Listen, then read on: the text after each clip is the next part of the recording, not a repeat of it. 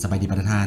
ในคลิปนี้ข้าพเจ้าจะมาสาธิตขั้นตอนการติดตั้งและปรับค่าการใช้งานพื้นฐานของ Gemini เพื่อรองรับการนำใช้บุญบารมี AI ซึ่งคลิปนี้ถูกสร้างเฉพาะสมาชิกของกลุ่มที่ได้สมัครเข้ามาเรียนหลักสูตรของพวกเขาตั้งแต่วันที่23เดือน5ปี2016เป็นต้นไปเพราะว่าก่อนหน้านี้วันที่19เดือน5ปี2016ทาง Google ได้มีการอัปเกรดขั้นใหญ่โมเดล AI และหน้าจอแสดงผลจึงเฮ็ดให้ขั้นตอนของการติดตั้งนี้มีการเปลี่ยนแปลงและเพื่อช่วยให้บรรดาทานสามารถทำการติดตั้งและเชื่อมต่อโมเดลของพวกเขาให้ได้ง่ายขึ้นก็ขอให้บรรดาทานเบิ่งคลิปวิดีโอนี้อย่างละเอียดแล้วปฏิบัติตามพวกเรามาเริ่มกันเลยสำหรับขั้นตอนการก้าเกี่ยมและติดตั้งนี้พวกเราจะต้องติดตั้งจากคอมพิวเตอร์โน้ตบุ๊กก่อนถ้าบรรดาทานบ่มีคอมพิวเตอร์โน้ตบุ๊กถ้าเป็นคอมพิวเตอร์ตั้งโต๊ะก็สามารถติดตั้งได้คือกันสำหรับการติดตั้งในมือถือแม้พวกเราจะทำการติดตั้งภายหลังที่ได้ติดตั้งและเชื่อมต่อโมเดลในคอมพิวเตอร์สำเร็จสากลนะเจ้าสำหรับการติดตั้งในคอมพิวเตอร์โน้ตบุ๊กมันจะมีทั้งหมด5ขั้นตอนที่บรรดาทานจะต้องได้ปฏิบัติตามอย่างเคร่งครัดอันที่1บรรดาทานจะต้องมีเว็บเบราว์เซอร์เป็นของ Google Chrome อันที่2บรรดาทานจะต้องสมัครบัญชี Gmail 3จะต้องล็อกอินเข้าเว็บ Gemini ด้วย Gmail ของบรรดาทานและ4เขาจะทำการเชื่อมต่อกับโน้ตบุ๊ก LM และ5เขาจะต้องมีบัญชี Facebook ที่ได้สมัครเรียนแล้วเข้ากลุ่มในหลักสูตรของพวกเขาและทำการล็อกอิน Facebook ของบรรดาทานเข้าในคอมพิวเตอร์โน้ตบุ๊กนี่จะเป็น5ขั้นตอนทั้งหมดวันนี้พวกเรามาเริ่มจากขั้นตอนที่1ขั้นตอนที่1คอมพิวเตอร์ของบรรดาทานจะต้องดาวน์โหลดเว็บเบราว์เซอร์ของ Google Chrome มาติดตั้งในคอมพิวเตอร์ของประธานสกอนถ้าในกรณีของประธานมีแล้วก็ข้ามขั้นตอนตัวนี้ไปแต่ว่าถ้าประธานได้มีให้ประธานปฏิบัติดังนี้ปกติแล้วคอมพิวเตอร์ของคนทั่วไปถ้าเราใช้ระบบปฏิบัติการของ Windows เราจะมีเป็นเว็บเบราว์เซอร์ชื่อว่า Microsoft Edge ถ้าในกรณีของประธานได้มีเว็บเบราว์เซอร์ Google Chrome แบบที่ข้าพเจ้ามีนี้ประธานจะต้องได้กดใส่ตัวนี้แล้วเราทำการดาวน์โหลดเว็บเบราว์เซอร์ของ Google Chrome ลงมาติดตั้งก็ให้ประธานพิมพ์ใส่ดาวน์โหลด Google Chrome ตัวนี้เอาประธานเนาะแล้วก็กดใส่หลังจากนั้นให้ประธานกดใส่เว็บตัวนี้หลังจากนั้นเขาจะเข้าสู่หน้าจอแสดงผลของ Google นะเจ้าก็ให้ประธานทำการดาวน์โหลดเว็บเบราว์เซอร์ของ Google Chrome นี้ลงในคอมพิวเตอร์ของประธานกดใส่ตัวนี้แล้วทำการติดตั้งให้สำเร็จแต่ถ้ากรณีของประธานใช้เว็บเบราว์เซอร์ของตัวอื่นเนาะเช่นว่า Firefox หรือว่า Opera หรือเว็บเบราว์เซอร์อื่นๆก็ให้เฮ็ดขั้นตอนเดียวกันนี้ทำการดาวน์โหลด Google Chrome นี้ลงมาใส่คอมพิวเตอร์ของประธานแล้วทำการติดตั้งภายหลังติดตั้งเรียบร้อยแล้วก็ให้ประธานดับเบิลคลิกใส่ไอคอน Google Chrome ของประธานเวลาดับเบิลคลิกใส่แล้วเนาะประธานจะเห็นหน้าจอแสดงผลของ Google ขึ้นนี่ถ้าว่าในกรณีคอมพิวเตอร์ของประธานดาวน์โหลดลงมาแล้วหรือว่าเว็บเบราว์เซอร์ของ Google Chrome ของประธานปัจจุบันเป็นหน้าตาขึ้นนี่ที่ว่ามันบ่ทันได้แสดงผลเป็นช่องเซิร์ชของ Google เลยก็ขอให้ประธานปฏิบัติขั้นตอนดังต่อไปนี้ให้ประธานกดใส่ปุ่มตัวนี้ปุ่ม3เม็ดตัวนี้กดใส่แล้วปึ๊บเนาะกดใส่มันจะเป็นอย่างนี้แล้วให้ประธานเลื่อนลงมากด settingแล้วให้ประธานปรับอยู่3ค่าให้ข้าพเจ้าอันที่1แล้วให้ประธานเลื่อนลงมาตัวปุ่มตัวนี้ Search Engine ให้ประธานกดใส่ตัวนี้แล้วให้ประธานทำการปรับค่าตัวนี้เนาะให้เป็น Google นะเจ้าปกติถ้าว่าเป็นหน้าจอคนนี้หมายความว่าเฮานี่บ่ทันได้ปรับค่า Google นี่เป็นค่ามาตรฐานของการเซิร์ชของเฮานะเจ้าก็ให้ประธานกดเลือกหมายติ๊กใส่ Google ตัวนี้แล้วให้ประธานกดใส่ปุ่ม Set as Default นะเจ้าหลังจากกดแล้วปึ๊บเนาะGoogle จะเป็นค่ามาตรฐานของเขาแล้วเวลาประธานเปิดมาเนาะมันจะเป็นแบบนี้อันที่พี่เนาะให้ประธานปรับอยู่จุดนี้ให้เป็น Google แบบนี้ถือว่าสำเร็จแล้วและตัวที่2ให้ประธานกดใส่ปุ่มตัวนี้ On Startup กดใส่ปุ๊บให้ประธานมาเลือกติ๊กใส่ตัวทับอิฐนี้เนาะชื่อว่า Open the new tab page นะเจ้าติ๊กใส่ตัวนี้หลังจากติ๊กเสร็จเรียบร้อยแล้วให้ประธานกดมาใส่ตัวสุดท้ายนี้ปุ่ม About Chrome ตัวนี้แล้วให้ประธานทำการอัปเดตตัวนี้เนาะมันจะอัปเดตออโต้ให้ประธานนะเจ้าแล้วก็รอถ่ายมันอัปเดตหลังจากอัปเดตเรียบร้อยแล้วมันจะให้ประธานกดใส่เพื่อวันรีเซ็ตมันเทื่อนึงแล้วก็ให้ประธานกดตามมันเนาะแล้วก็ปิดแล้วก็เปิดใหม่นะเจ้าถือว่าบ่ฮอดนี้เฮ็ด3ขั้นตอนนี้ Google Chrome ของประธานจะเป็น Google Chrome ตัวฉบับอัปเดตใหม่ล่าสุดนะเจ้าแล้วเวลาที่ประธานกดทุกครั้งเนาะมันจะแสดงผลหน้าจอขึ้นในนี้และตัวนี้จะเป็นหน้าจอแสดงผลล่าสุดของ Google นะเจ้าที่มีการอัปเดตถือว่าบ่ฮอดขั้นตอนนี้ถือว่าสำเร็จแล้ววันนี้พวกเรามาเบิ่งขั้นตอนตัวที่2ที่สำคัญเนาะก็คือโมเดลบุญบารมี AI นี่ได้รับการพัฒนาบนพื้นฐานของ Gemini AI ของค่าย Google นะเจ้าดังนั้นการที่จะนำใช้โมเดลบุญบารมี AI ได้นี่ประธานจะต้องมีบัญชี Gmail ของประธานสกอร์นะเจ้า ถ้าว่ากรณีที่ประธานมี Gmail แล้วก็ให้ประธานทำการล็อกอินเข้า Gmail ของประธานเวลาที่ล็อกอินแล้วมันจะเป็นอย่างนี้นะประธานเนาะมันจะมีชื่อของเฮาอยู่นี่แล้วเฮาจึงจะสามารถดำเนินการต่อไปได้นะเจ้าต้องล็อกอินก่อนเนาะและถ้าว่าในกรณีของประธานหากบ่ทันได้มีบัญชี Gmail เทื่อประธานจะต้องทำการสมัครสร้างบัญชี Gmail กับ Google ก่อนนะเจ้าวันนี้ขั้นตอนการสร้างถ้าประธานบ่ฮู้ว่าขั้นตอนจะสร้างแนวใดข้าพเจ้าได้มีคลิปวิดีโอสาธิตการสร้างอย่างละเอียดนะเจ้าขอให้ประธานปฏิบัติดังนี้ขั้นตอนที่1ให้ประธานล็อกอิน Facebook ของประธานที่ได้ทำการสมัครลงทะเบียนเรียนหลักสูตรของพวกเราให้ประธานล็อกอินด้วย Facebook ของประธานเข้าในคอมพิวเตอร์ของท่านขอย้ำเนาะจะต้องเป็น Facebook อันเดียวกันที่ประธานได้ลงทะเบียนเฮียนนะพวกเราเพราะว่าที่ผ่านมาหลายท่านที่สมัครไปเฮียนนะพวกเราส่วนหลายแมนจะใช้ Facebook อยู่ในมือถือของตัวเองแล้วลงทะเบียนเฮียนแต่ว่าบ่ค่อยมาล็อกอินนำใช้ Facebook อยู่ในคอมพิวเตอร์ของตัวเองแล้วจึงเฮ็ดให้ลืมรหัสผ่านหรือว่าใช้ Facebook หลายอันมือถือใช้แนวนึงคอมพิวเตอร์ใช้แนวนึงแล้วกรณีอยู่ในคอมพิวเตอร์ผัดบ่แม่น Facebook ที่ว่าได้ลงทะเบียนกับพวกเราแล้วมันจะบ่สามารถเข้ากลุ่มเฮียนพวกเราได้ดังนั้นเนาะในกรณีที่ประธานลืมรหัส Facebook ของตัวเองก็ขอให้ประธานกดใส่ปุ่มตัวนี้ Forgot Password หลังจากนั้นก็ดำเนินการตามขั้นตอนของมันจะให้ประธานยั่งยืนตัวตนว่าประธานเป็นเจ้าของ Facebook นี่แท้หรือบ่มันอาจจะให้ประธานยั่งยืนผ่านอีเมลหรือว่าเบอร์มือถือของประธานก็เฮ็ดตามขั้นตอนตัวนั้นและในกรณีที่ว่าประธานเฮ็ดแล้วบ่ได้จังได๋ก็ลืมเนาะ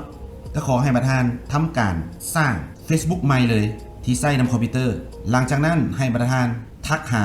ทีมงานพวกเราตามช่องทางที่ประธานได้ลงทะเบียนนั้นเพื่อให้แจ้งให้พวกเราเอา Facebook ตัวเก่าออกแล้วเอา Facebook ตัวใหม่นี้เข้าไปแทนนะเจ้าหลังจากผ่านขั้นตอนตัวนี้เรียบร้อยแล้วเนาะให้ประธานทำการกดใส่ปุ่มตัวนี้อยู่ Facebook ปุ่มเซิร์ชอยู่วันนี้แล้วพิมพ์ชื่อหลักสูตรของประธานใส่เพราะว่าณปัจจุบันนี้หลักสูตรที่ทางพวกเราพัฒนามาเนาะมันจะมีอยู่2หลักสูตรมันจะมีหลักสูตรใช้งานบุญบารมีไอที่เป็นเวอร์ชั่นผู้ช่วยห้างเอกสารทางการอัศริยะและหลักสูตรที่2แม่นหลักสูตรใช้งานบุญบารมีไอที่เป็นเวอร์ชั่นอาจารย์ที่ปรึกษาเขียนบทอัศริยะนะเจ้ามันจะมี2หลักสูตรนี้ท่านสมัครเรียนหลักสูตรตัวใดก็ให้พิมพ์ชื่อหลักสูตรของตัวเองใส่นะเจ้าก็ให้พิมพ์ให้มันถูกต้องเนาะคือหลักนี่ประธานต้องพิมพ์ว่าหล่อนะเจ้าหลักนะเจ้า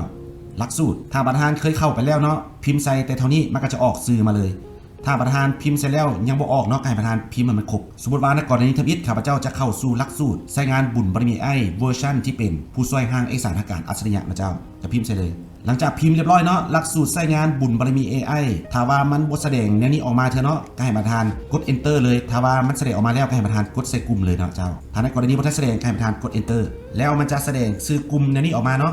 ก็ให้ประธานกดใส่กลุ่มตัวนี้กดเข้าไปเลย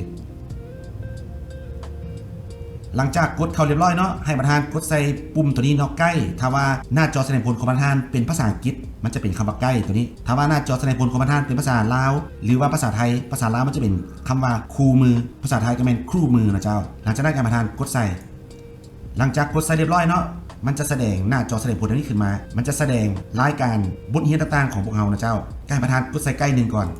ภายหลังกดเรียบร้อยเนาะให้ประธานเลื่อนลงมาอยู่ใกล้2นะเจ้าแล้วประธานกดใส่ตัวนี้ซีมอนี่เนาะกดใส่ปึ๊บเนาะมันจะมีบทเรียนชื่อว่า EP 01-01เนาะให้ประธานกดใส่ภายหลังกดใส่แล้วเนาะมันจะแสดงบทเรียน EP 01-01อยู่นี่แล้วให้ประธานทำการกดเบิ่งคลิปวิดีโอสาธิตขั้นตอนการสมัครบัญชี Gmail เนาะอยู่ในลิงก์ตัวนี้นะเจ้ากดใส่ตัวนี้ก็ได้หรือประธานจะกดใส่อยู่กล้องคอมเมนต์ก็ได้ยกตัวอย่างตัวนี้ข้าพเจ้าจะกดใส่กล้องคอมเมนต์ตัวนี้เนาะให้ประธานกดใส่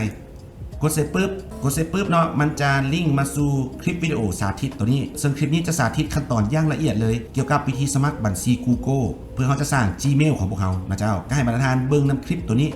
แล้วเฮ็ดตามภายหลังที่สมัครสำเร็จเรียบร้อยเนาะประธานเนาะก็ให้ประธานทำการล็อกอิน Gmail ของประธานที่สร้างใหม่นี้เข้าใส่ใน Google ตัวนี้นะเจ้าเวลาล็อกอินแล้วเนาะมันจะเป็นอย่างนี้นะเจ้า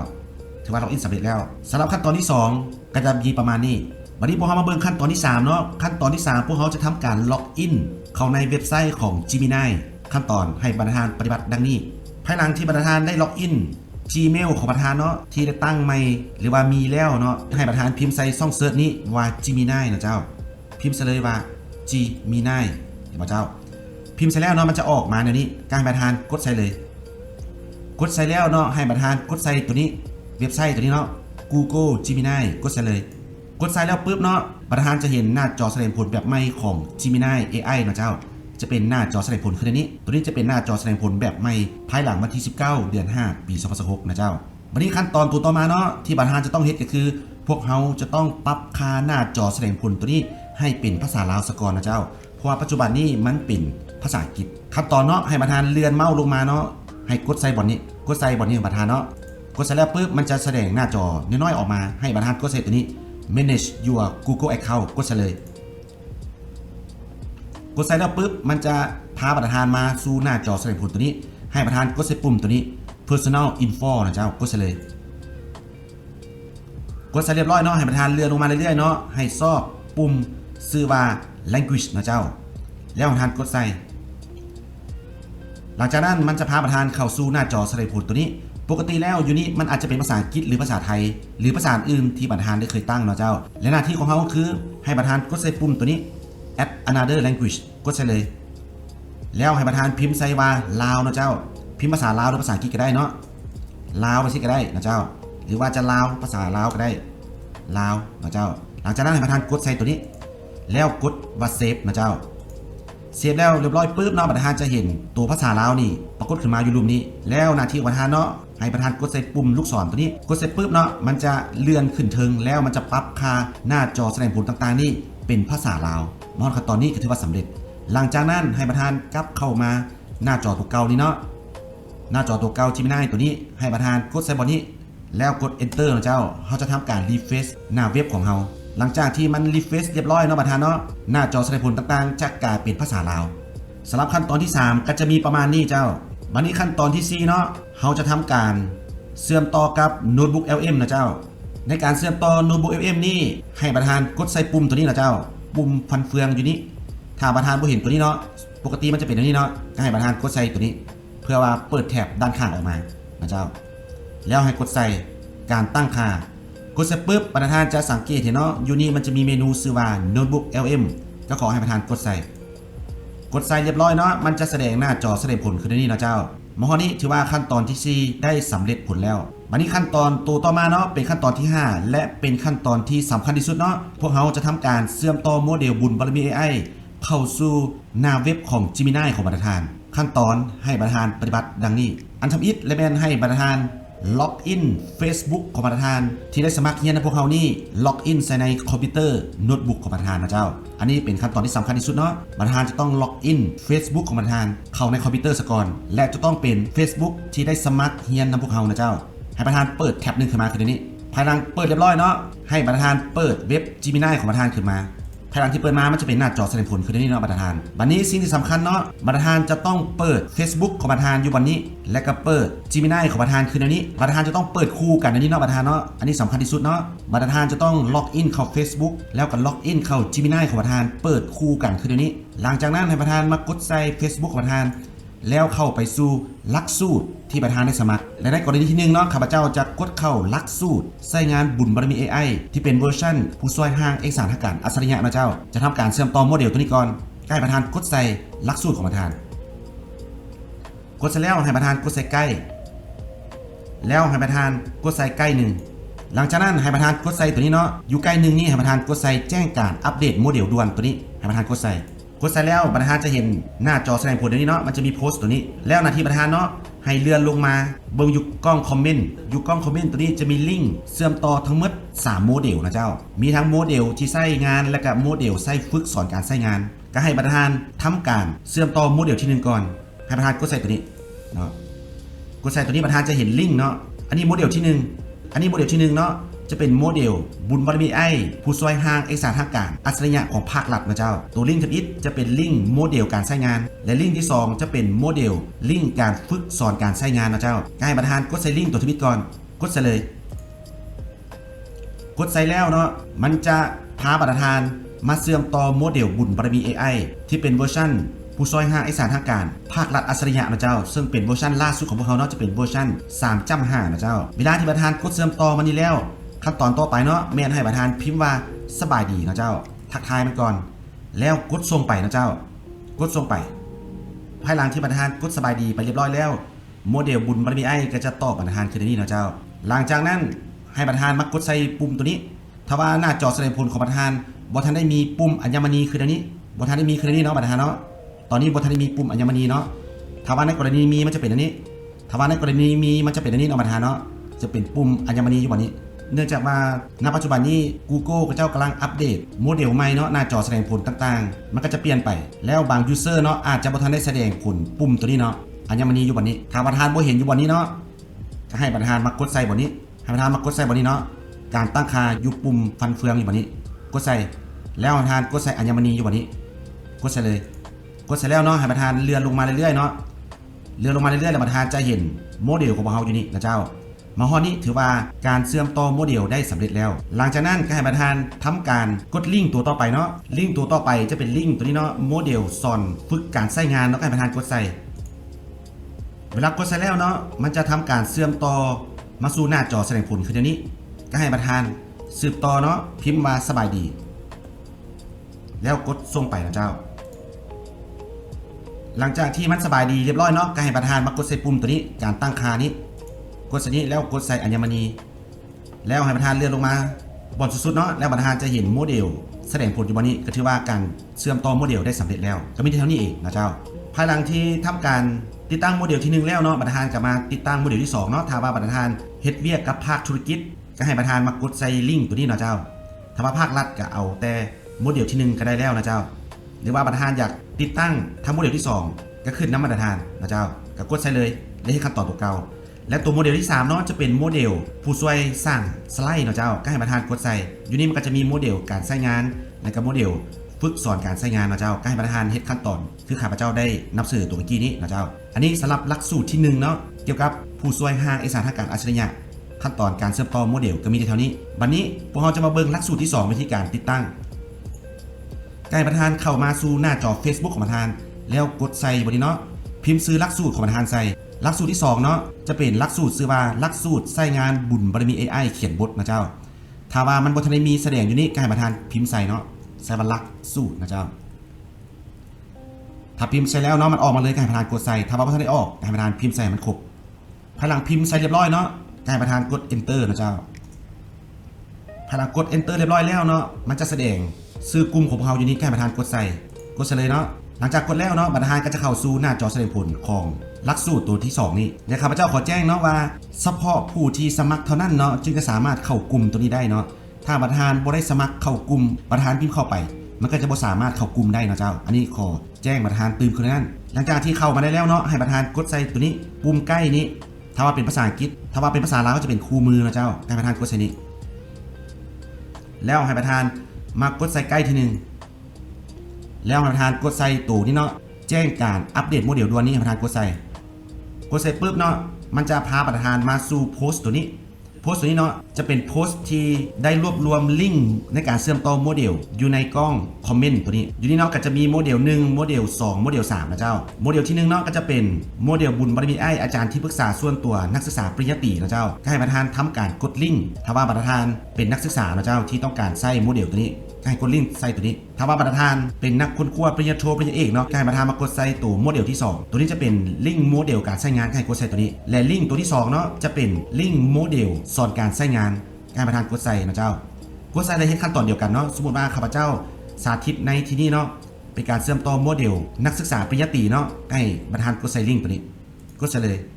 ภายหลังกดใส่แล้วเนาะมันจะพาประธานมาสู่หน้าจอแสดงผลขึ้นนี่เนาะให้ประธานทำการทักทายมันเนาะสบายดีย้ำเนาะต้องได้ทักทายมันเนาะประธานเนาะเพื่อทำการเชื่อมต่อเขาต้องรอทายให้มันตอบก่อนนะเจ้าภายหลังที่มันตอบเรียบร้อยเนาะก็ให้ประธานมากดใส่ปุ่มตัวนี้การตั้งค่าแล้วมากดใส่อัญมณีแล้วประธานเลื่อนลงมาสุดท้ายเนาะแล้วประธานจะเห็นว่าโมเดลของพวกเขาทำการเชื่อมต่ออยู่นี่แล้วเรียบร้อยเนาะก็ถือว่าสำเร็จแล้วนะเจ้าห้องนี้ถือว่าสำเร็จแล้วและวันนี้ขั้นตอนต่อไปเนาะก็ให้ประธานทำการเชื่อมต่อโมเดลต่างๆเนาะที่ประธานต้องการใช้งานนะเจ้าและอย่าลืมว่ามันมีโมเดลใช้งานและก็โมเดลสอนการใช้งานประธานจะต้องได้ทำการเชื่อมต่อโมเดลทั้งหมดนี้ใส่ Gemini ของประธานนะเจ้าแล้วก็เฮ็ดขั้นตอนที่ข้าพเจ้าได้นำเสนอนี่บัดนี้ภายหลังที่ประธานได้ทำการเชื่อมต่อโมเดลตัวนี้เรียบร้อยแล้วพวกเขาจะทำการสร้างไอคอนเชื่อมต่อโมเดลตัวนี้อยู่หน้าจอแสดงผลของ Google นะเจ้าเพราะว่าในปัจจุบันนี้หน้าจอแสดงผลของ Google นี่มันมีการปรับเปลี่ยนใหม่มันบ่ได้แสดงโมเดลของพวกเขาอยู่ฝั่งซ้ายมือคือเก่าอีกแล้วเขาต้องเสียเวลามากดใส่ปุ่มตัวนี้เนาะอัญมณีตัวนี้แล้วพวกเขาจึงจะเลื่อนลงมาแล้วก็มากดใส่งานซึ่งประเทศเขานี่เสียเวลาหลายและวิธีการเนาะให้ประธานปฏิบัติดังต่อไปนี้เนาะให้ประธานกดใส่โมเดลก่อนนะเจ้า คือตัวนี้เนาะเขาจะเลือกใส่โมเดลตัวนี้ก่อนบุญบารมี AI ผู้ช่วยหาเอกสารทางการภาครัฐเนาะกดใส่ก่อนกดใส่แล้วเนาะมันจะทำการเปิดใส่งานโมเดลบุญบารมี AI ตัวนี้หลังจากนั้นให้ประธานกด